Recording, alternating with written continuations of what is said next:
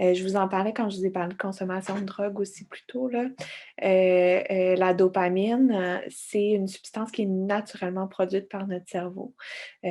Par ailleurs, quand il y a de la psychose, on va voir que, la dopamine va être, déréglée dans le cerveau. Donc c'est comme un party de dopamine, une tempête de dopamine dans le cerveau, puis c'est ça qui va venir créer, les difficultés perceptuelles, les idées délirantes, la paranoïa, les hallucinations, et cetera, là. Donc l'effet des antipsychotiques, ça va être de venir rétablir l'équilibre des neurotransmetteurs. Rétablir l'équilibre, ça veut dire, filtrer la dopamine, pour éviter là, qu'il y en ait trop dans certaines zones, pas assez dans d'autres. Pas assez, on peut penser que ça va causer des effets, les symptômes négatifs dont je vous parlais, la difficulté là, à se mobiliser, l'impression d'avoir, un peu la tête vide, l'affect plat, tout ça. Donc, les antipsychotiques vont venir essayer là, de jouer le rôle là, de brigadier dans le cerveau, là, arrêter le party, puis rétablir l'ordre. Puis c'est là où les médicaments de troisième génération vont davantage faire un rôle de filtrer tout en laissant passer. C'est ça qui va permettre qu'il y ait moins d'effets secondaires aussi. Puis ils vont venir vraiment dans les zones qu'on a identifiées de plus en plus avec la science comme responsables de la psychose, versus la médication de première génération va être moins précise dans son action dans le cerveau. Donc, c'est ça qui va venir causer des fois un petit peu plus d'effets secondaires quand on est dans la médication de première génération. Donc vous voyez là avec nos petits plus, 3 plus là, ça vous, ramène un peu à ce que je vous ai déjà dit là dans les capsules précédentes. C'est que, les symptômes, de psychose qu'on dit positifs là, qui sont pas joyeux comme je vous disais, mais qui viennent s'ajouter, qui sont vraiment caractéristiques de la psychose comme les hallucinations, les délires, la désorganisation. La médication va être très efficace, pour les contrer. Elle va aussi aider le sommeil, puis on a beaucoup de jeunes qui, dans la psychose, n'arrivent pas à dormir, donc ça peut être vraiment, une, un bon coup de pouce, là, au cerveau puis à l'organisme, là, de les aider à dormir, pour reprendre des forces, puis reprendre contact avec la réalité tranquillement. Elles vont avoir un impact aussi sur, les symptômes affectifs, là. Quand on parle affectif, on parle d'humeur. Ça va revenir souvent, donc les troubles, je vous disais troubles de l'humeur, troubles affectifs, là, ça va être des synonymes. Donc, symptômes affectifs qui peuvent être l'angoisse, l'anxiété, hein. On va parler d'une anxiété d'intensité psychotique. Quand on est en psychose, souvent on devient très, très anxieux, tellement anxieux qu'on va devenir délirant, paranoïde. Donc, la médication va jouer un rôle sur ces symptômes-là aussi, mais dans une mesure moins importante que les symptômes, positifs.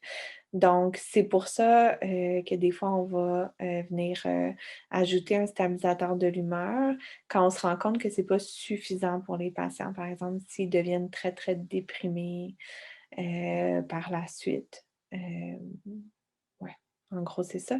Puis les symptômes négatifs, comme je vous dis, ça va jouer un petit peu sur ces symptômes-là, surtout, hem, quand, hem Ça pardon, j'ai perdu mon idée. Donc ça va jouer, la médication va jouer sur les symptômes négatifs, heu, surtout, quand on parle de troisième génération, deuxième génération. Quand on parle de première génération, moins là, de médicaments, mais ce qui va permettre de traiter les symptômes négatifs, ça va être, souvent, beh, la médication sur une plus longue période. Donc, on peut penser aussi le temps, puis vraiment, les approches, de réadaptation, le soutien au niveau psychosocial. La famille aussi, les proches vont avoir un rôle à jouer, au niveau des symptômes, négatifs. On va pouvoir en reparler. Les effets secondaires, je vous en ai déjà parlé là, à travers les autres diapositives, mais la médication, elle va être généralement bien tolérée. Par contre, il y a quand même, 2 jeunes sur 10 là, heu, qui vont devoir avoir une médication qui va, leur causer des effets secondaires. Heu Puis dans ces contextes-là, ben, les questions qu'on va se poser avec le jeune, c'est un peu, comment, c'est un peu la balance entre les effets secondaires par rapport aux effets de la maladie, hein. Hem, donc, avoir une psychose, ça a des impacts là, majeurs. Donc, beaucoup de gens vont prendre la décision de vivre avec les effets secondaires parce que c'est quand même moins pire que d'être, en rechute de psychose, là. Puis ça, le poids va être un bel exemple de ça. Hem, Ça va arriver, il y a de la médication qui va avoir moins d'impact au niveau des effets secondaires sur la prise de poids que d'autres. Donc, des fois, ça va être juste de changer de médication, mais ça peut arriver des patients qui vont se rendre compte que, ben, la meilleure médication pour eux, pour avoir une stabilité au niveau de leur, santé mentale, va causer un gain de poids, puis ils vont prendre la décision quand même, d'essayer de mettre toutes sortes d'autres choses en place pour essayer de contrôler le gain de poids comme, la nutrition, l'activité physique, par exemple, plutôt que de changer la médication parce que reste que le plus important pour eux, c'est d'avoir pas de rechute de psychose, là. Donc c'est vraiment un dialogue qui va être important d'avoir parce que souvent, après la psychose, quand on prend la médication, comme je disais, la plupart des gens n'aiment pas ça, prendre la médication. Donc, les effets secondaires, ça va vraiment être, un motif, qui va nous donner envie d'arrêter la médication, mais ça va être important toujours de se ramener à, ben, c'est quoi le but, dans le fond, derrière cette médication-là? Pourquoi on la prend, ultimement? Puis d'avoir une conversation là, honnête, à ce sujet-là, là, entre les effets secondaires puis les effets de la maladie. Mais, vous avez ici une liste, des effets secondaires les plus, fréquents. Hem, je vous amène, à la question des globules blancs. Vous voyez, diminution des globules blancs, parce que c'est quelque chose qui peut, alerter votre regard là, vous dire que c'est en lien avec la médication qui est la clozapine, qui était un médicament de deuxième génération là, que vous avez pu voir sur, la diapositive concernant la médication. Et puis, c'est un effet secondaire, c'est ça, qui est seulement attribuable à cette médication-là, qui va faire que, on va jamais prescrire la clozapine en première intention. Pour pouvoir prescrire la clozapine, il faut avoir fait au moins 2 bons essais de d'autres médications pendant plusieurs semaines, puis avoir conclu que ces médications-là étaient pas efficaces avant d'aller vers la clozapine, parce que c'est une médication qui est contrôlée, de façon assez sérieuse là, on pour donner ça à un patient, il faut que le patient soit motivé à la prendre, qu'il y ait un consentement éclairé par rapport au risque que ça peut représenter. Puis surtout, c'est que c'est une médication qui se prend par la bouche, mais pour laquelle au début, on a besoin de faire des prises de sang chaque semaine, justement pour s'assurer que les globules blancs ne diminuent pas. Parce que si les globules blancs venaient à diminuer, ça met à risque là, d'attraper, toutes sortes de maladies là, parce que ça met en péril le système immunitaire.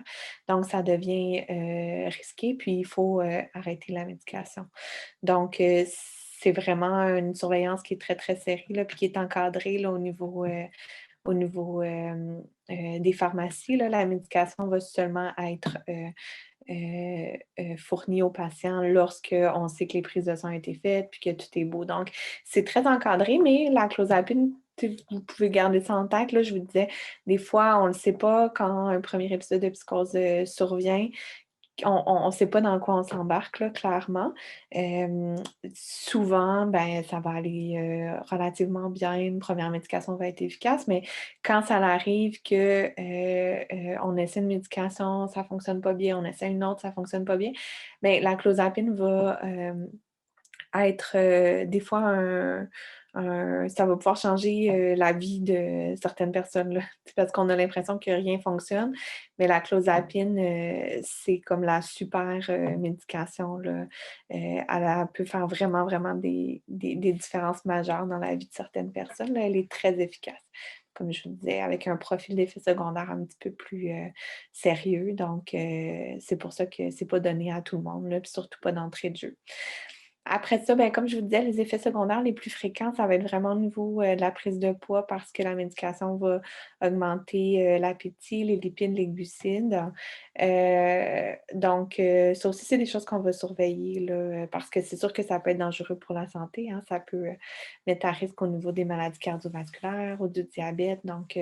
C'est pour ça qu'on a toujours, au moins une infirmière dans l'équipe qui est dédiée là, au suivi, de la santé physique, des patients qui va surveiller ce genre de données-là chez tous les patients qui prennent des antipsychotiques de façon régulière. Puis aussi, la question de dysfonction sexuelle, menstruelle, Hem, c'est intéressant d'être au courant parce que des fois, les jeunes vont être moins à l'aise d'en parler ou vont moins faire le lien entre, ces problèmes-là puis la médication.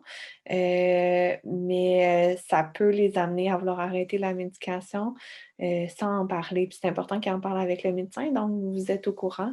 Si jamais ils vous en parlent, encouragez-les à en parler avec le médecin.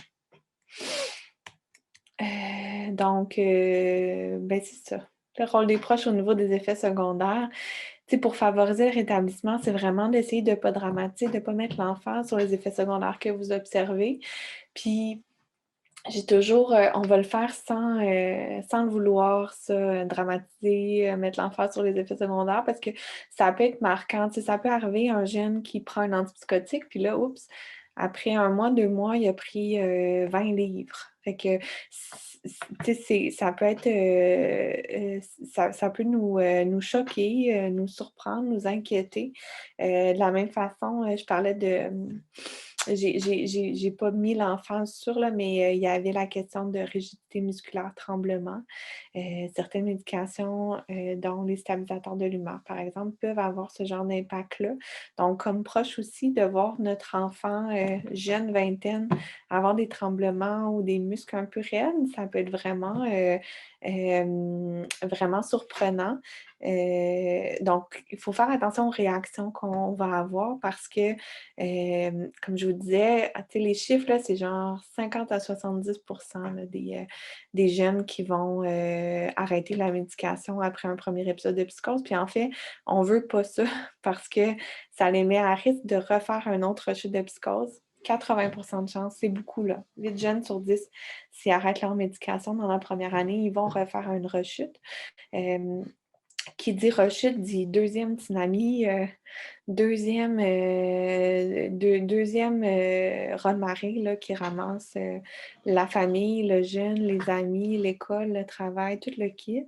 Puis aussi, tu sais, c'est sûr que moi, je vous donne le profil, un peu, ben, tu sais, rempli d'espoir du premier épisode de psychose, qu'on attrape rapidement, qu'on traite bien, puis que les symptômes se résorbent à pratiquement 100. Mais c'est sûr que plus on a de rechutes, plus ça va venir compliquer là, le traitement de la maladie. Il va falloir, proposer des plus fortes doses, les, les symptômes de psychose vont davantage laisser de traces dans l'esprit du jeune aussi. Il va avoir plus de doutes entre qu'est-ce qui est la normalité, qu'est-ce qui est la psychose.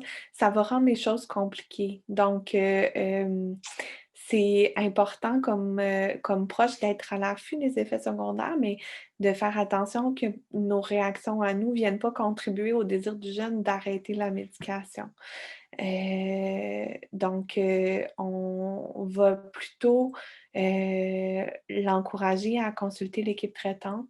Consulter l'équipe traitante, même nous-mêmes, comme je vous disais, venez au groupe, participez à des rencontres familiales, posez-nous des questions, informez-vous sur la médication. Vous pouvez en parler au pharmacien, mais toujours venir valider aussi. Le pharmacien, c'est l'expert de la médication, mais les experts de la psychose, c'est nous. Fait que venez valider, on s'informe puis on en parle.